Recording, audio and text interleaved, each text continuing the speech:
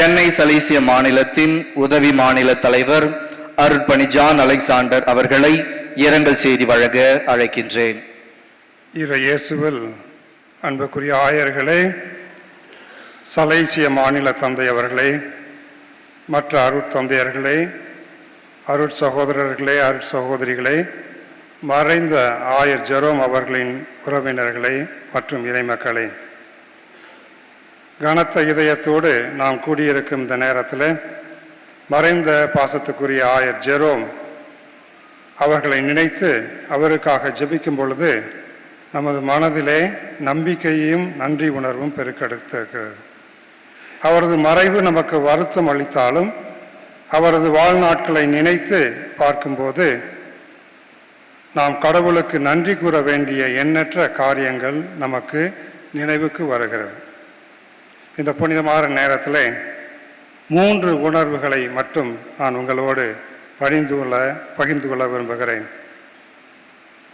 முதலாக தனிப்பட்ட முறையிலே ஆயர் ஜெரோம் அவர்களது 75 ஆண்டு வாழ்க்கையை நினைக்கும் போது மார்க் எழுதிய நற்செய்தி அதிகாரம் 1 திருவசனம் 11 தந்தையாகிய கடவுள் மகன் இயேசுவை திருமுழுக்கு நேரத்திலும் உருமாற்றும் நேரத்திலும் பற்றிய அந்த நேரத்திலே கூறிய வார்த்தைகள் எனக்கு நினைவுக்கு வருகிறது.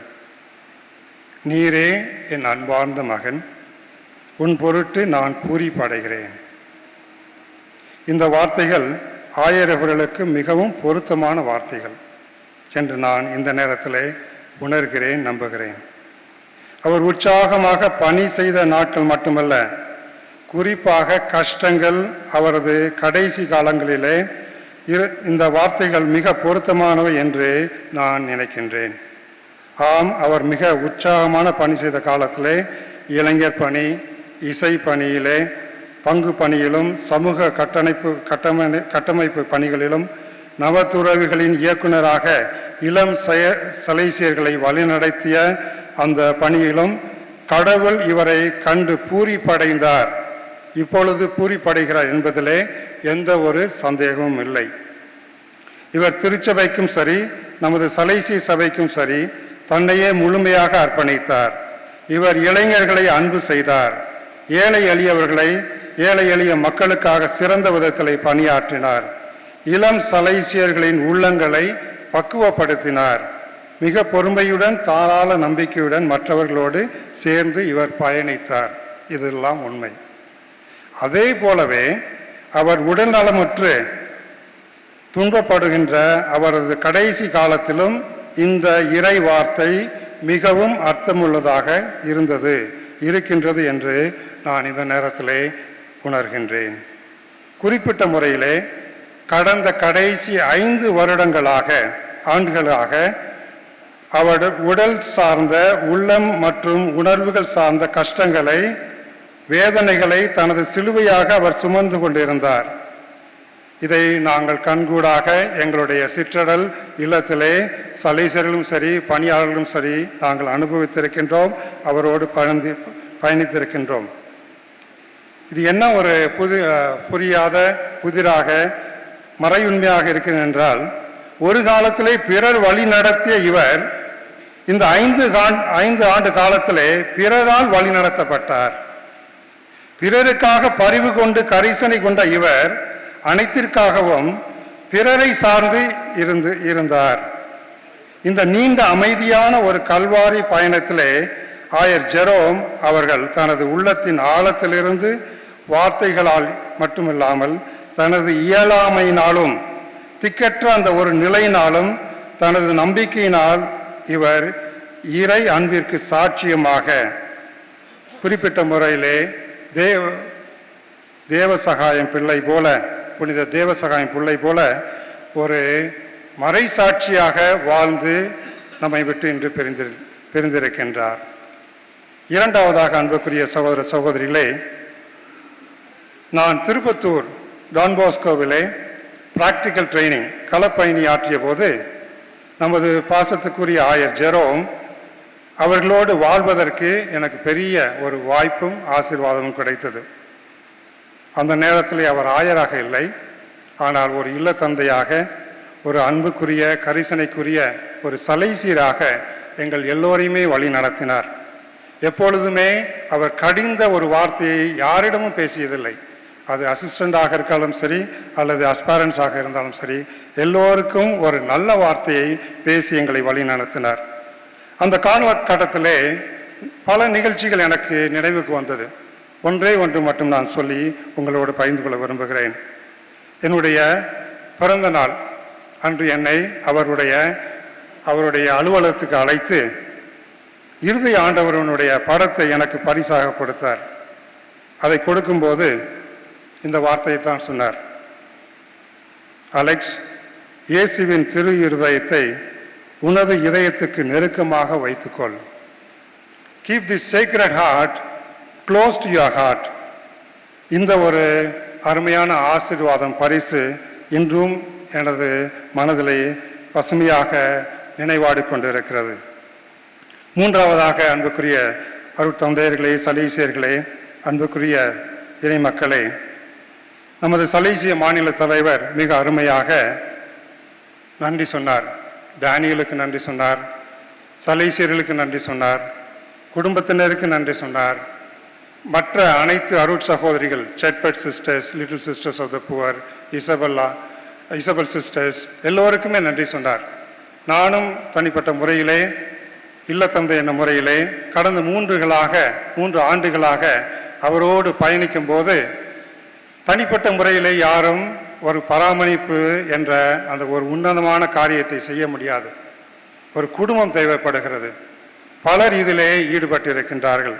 ஆகவே இவர்களுக்கு நன்றி சொல்வதோடு நின்று விடாமல், இவர்களெல்லாம் பராமரிப்பு ஆன்மீகம் என்றால் என்ன?